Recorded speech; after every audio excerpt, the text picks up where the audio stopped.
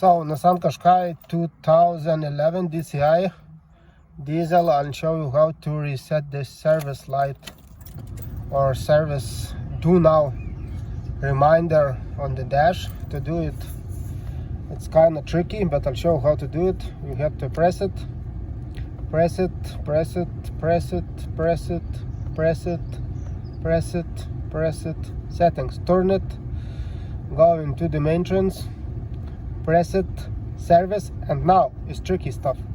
Hold it, and then you can get a receipt, the column, this one, then you can receipt it. Back confirm. That's it.